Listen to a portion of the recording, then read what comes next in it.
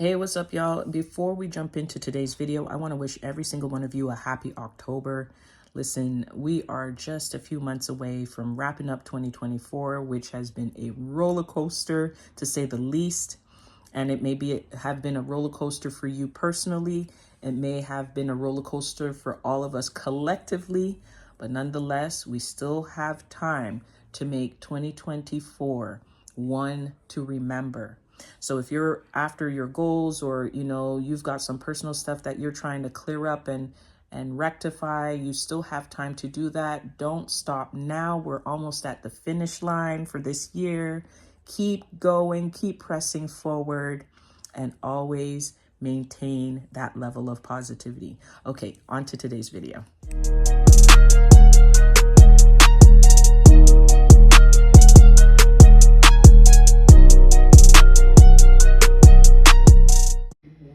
Hey, what's going on, everybody? I hope you guys are doing well. You're having a great day so far. So listen, I just want to come on here and just chat with you for a little bit. Wanted to share some insight on something that really just dropped in my spirit. And I've spoken about this before. I've spoken about purpose, finding your purpose, etc. And I've taken different avenues in, talking about that. But today, more specifically, I want to really kind of get to the point of understanding purpose versus passion, how I view passion sometimes, because passion can wane, right? It's like a fire, and if you don't keep throwing logs on it, it can dwindle down. But purpose is almost self-sustaining in that, and I dare I say divine as well, because I know that purpose comes from God. That may not be something that's known to you, or maybe that's not something that you necessarily believe where it derives from, but that is my personal perspective, and I'm just sharing that with y'all. So purpose is divine in my personal opinion, and almost self-sustaining. And when I say self-sustaining, I mean that you can take your purpose and go into any area, any domain, any industry, if you will. If you understand what you are supposed to be doing, like what you're meant to do, what God put within you to do, then no matter where you go, you're going to have an impact, right? Because purpose is impactful, right?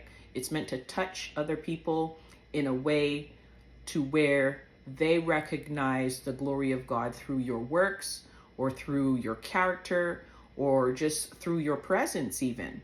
And so one of the things that I believe we all struggle with at some point in our lives is, what are we meant to do? Some of us know it early on in childhood. And the reason why I'm talking about this has to do with a few things here. One of them being an interview that I've watched many, many times before, but for some reason today, it just hit me differently. But I was watching an interview from MTV that's almost 20 years old with Jodeci. And anybody that knows me knows I'm a huge Jodeci fan since the very beginning. Like, don't talk to me about any other quartet, trio, duo. I don't care. It's Jodeci and nothing else. That's how I've always been. So I was just listening to the gentleman talk, and I said to myself, wow, I've heard this many, many times before, and they weren't talking about purpose, but just specifically to their story, how Jodeci started, blah, blah, blah. But what I heard was purpose, if that makes sense. So I wanted to come on here and just, chat with you guys about that, and have a different perspective in understanding purpose and what that means, and how that plays out in your life. For me now, in my personal opinion, just based off of what I was hearing and what I was receiving as a message, I feel that we walk in purpose every single day. The problem is that we are dealing with entities that want to throw us off of our purpose, and so they create confusion. We get inundated with so much information, especially now in the space that we exist in with social media and everything just being so readily accessible that we become overloaded, and in some ways we start to kind of break down. And so with that, we kind of naively allow ourselves to be told what we should be doing or who we should be, and how we should conduct our lives. And it's not just social media. I'm not just blaming that. I'm saying like everything in our world externally is an influence to us as to how we identify ourselves. And so one of the first things that I always suggest to people, and I say, you know, I'm just submitting this for your consideration. I'm not telling you how to live your life. But that connection with God is pretty awesome. So, you know, and it's funny because I was talking to this young lady this morning outside, and she said to me, like, for all that she's going through, she's turned around and asking God, like, what's going on? And this is the thing.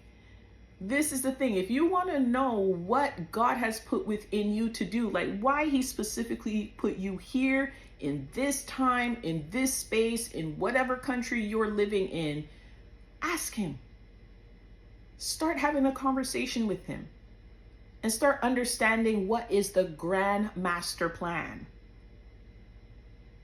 Because at some point, and I get it, we're humans, you know, we have somewhat of a God complex, and we think that we can do it all on our own and we got it all figured out, and you know, we're going to pretend at least to everybody else we got it all figured out, and it's not the case. Just reconnect with him. If you've lost that relationship, or you know, you feel God is far away from you, reconnect. And if you haven't had a relationship with him, connect. And don't overcomplicate it. You know, you don't gotta go specifically to somewhere. If you are sitting right now at home on your couch, like I'm on my couch, just connect with him there. You don't need to run to no church. You definitely need a community, but I'm just saying, to have a relationship with God doesn't require you to get up physically and move somewhere. Have it right where you are. So that's the first thing. The second thing I would submit for your consideration is to really actually slow down. Because here's the funny thing about having a relationship with God, or not even having a relationship with God. Either way, he's communicating to you. He's finding ways to connect with you. Like, he leaves you breadcrumbs to say, hey, I'm here. I can help you out at any moment. Just simply ask. Call my name. You know? And so slowing down allows you now to just assess your journey thus far. I say look back at the earliest memory that you could possibly have. It could be childhood, it could be adolescence. But examine from that point up to present time. What is the commonality in your life? What is the thing that everybody comes to you for, regardless of if it's family, friends, complete strangers? Some of you have such a presence that, you know, for instance, complete strangers come and talk to you. They feel they can confide in you. They feel like they can trust you. They feel like, you know, seen by you. That's an incredible gift. Ain't nobody teach you that. Ain't nobody teach you that. I got that. And that has always been happening to me since adolescence. So I'm just saying, whatever that thing is, for you, it could be your presence. For you, it could be, you know, music. It could be entertainment. It could be writing. It could be, you know, you're good with your hands. You're good with your mind. You know, you're meant to be a scientist. You're meant to be a physicist. You know, you're meant to be a mathematician. Something. But it's uniquely yours. And only you can do it the way you do it. Nobody else can do it. People can try and copy you almost down to the decimal point. They'll still F it up because that wasn't meant for them. And I just want to encourage people to start stepping into that space owning your own space, the space that you're meant to stand on and stand in. Own it. Stop trying to shape shift and morph into what, a whole bunch of people who have their own little agendas and whatnot. Like, you don't need to be what they think you need to be. They're not living your life. And we only got one shot at this. Ain't nobody returned saying, hey, you know what? Guess I got a second chance. I mean, show me that person and I can show you a liar. But all of that to say, is that, isn't it high time you start doing what God has put in place for you to do? Instead of trying to please other people or trying to keep up with other people or trying to present yourself as, it gets tiring. I don't know if any of y'all tired. It's tiring to keep up the facade, to hold the mask up and all of this stuff. Just step into who you are meant to be. We're all living it. We are all living it, but we're too confounded with not just information, but, our feelings and how, we want people to see us, how we're trying to be seen. And I see so many tap dancers. Oh my goodness. I see so many tap dancers and I'm like, your feet ain't sore. But I digress. Connect with God, slow down, assess the commonality in your life. In regards to passion, look, that could just be the battery in your back, right?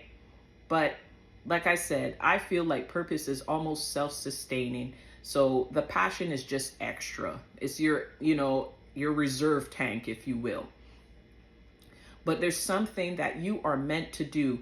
And in doing that, all the things that we desire that we're practically killing ourselves for, whether it's material things, whether it's recognition, whether it's finances, whether it's partnership, all of that stuff, all of that is just a byproduct. It's not the goal. That's, goals, that's part of the absolute goal. And the absolute goal is to walk in your purpose. As long as you're walking in that, all these other things that we desire that are worldly, and I really don't want to jump into that conversation because we could have a different conversation about spiritually and worldly things. But in the same token, when you are in alignment, these things will naturally happen. You don't have to kill yourself 10 times over trying to, and I'm saying this from a metaphoric sense. So y'all on social media don't get all sensitive, YouTube and Instagram and whoever gets this. Like, just metaphorically speaking, you don't have to destroy yourself trying to get all these other things. Because if that's what you're doing right now and you're practically exhausted and depleted, you're not focusing on the right thing. Fulfillment is the new flex. So I know this is kind of lengthy and I hope you guys got something out of this.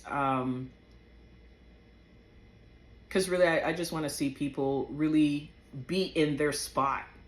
Because when you're in your spot, you move different, you project differently. Even if that's not my thing, or that's not something that I'm really interested in, or I just absolutely don't like.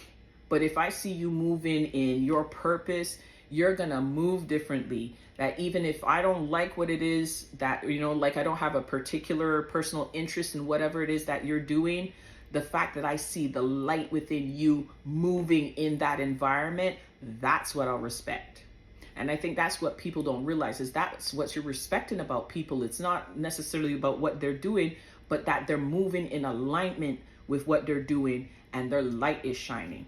And so if we all want to shine, and we can, and we should be shining, then get into alignment with what you're supposed to do. Stop worrying about what it looked like to other people, because ultimately, if you are living and walking in your purpose, it's going to look sexy.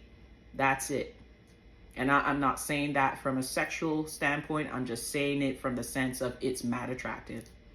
So with that, I'm gonna sign off. I feel like I'm gonna ramble some more if I don't cut this short. So, and short is 14 minutes, but I digress. Anyway, you guys have a great day, and think about what I said.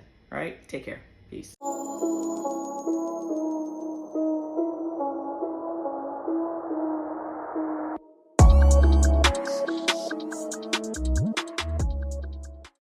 Hey there, if you enjoyed today's video and you're looking to hear similar conversations like the one we had today, click on this video right here. And if you're looking for a community where you want to learn and grow and become the best version of yourself, then click the subscribe button right here. And until next time, you guys take care. I will see you in the next video.